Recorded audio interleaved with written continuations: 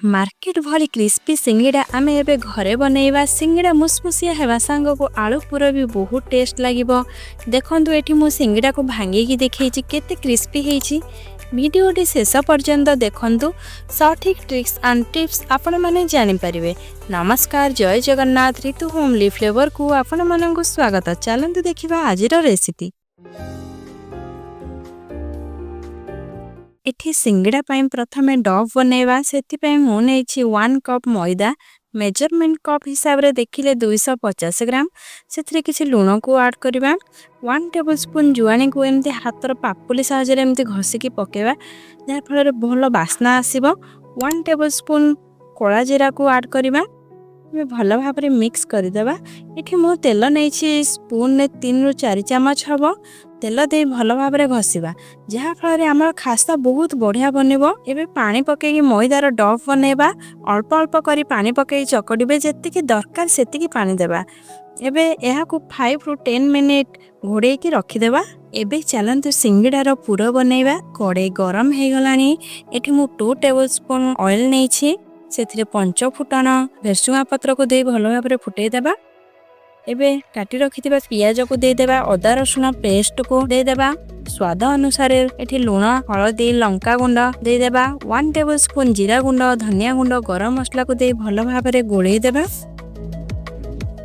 देखंतु एबे कड़े तेल छाड़ी गलानी। एबे भाजी रखिथिबा बादाम को दे देबा। सिजा आलू को एपरी हाथ साहाय्य रे मैश करके पकेबा। भलो भाबरे मिक्स कर देबा। लास्ट को 1 टेबलस्पून आमचूर पाउडर और धनिया पत्र पकेई भलो भाबरे गोळै देबा। एबे हमर रेडी हे गला आलू पूरा।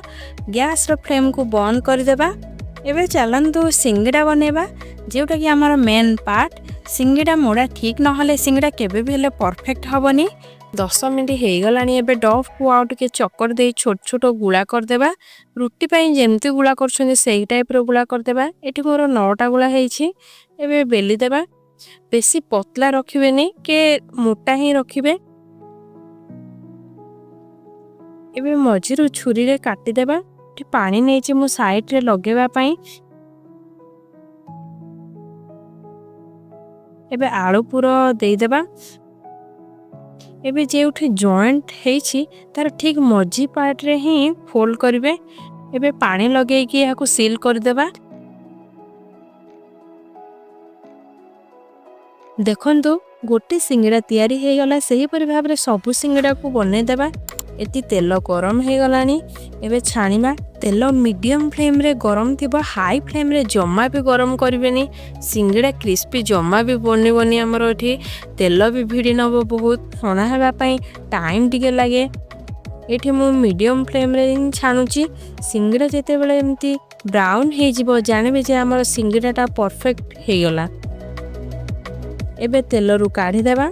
आमे एबे गरमा गरम सिंगड़ा सर्व करि देबा। देखंतु केते क्रिस्पी हेछि, पूरा खास्ता सिंगड़ा परि हेछि। वीडियोटी भल लागिले लाइक करिवे, शेयर करिवे। आशा करूछि सब्सक्राइब तो निश्चय करिवे।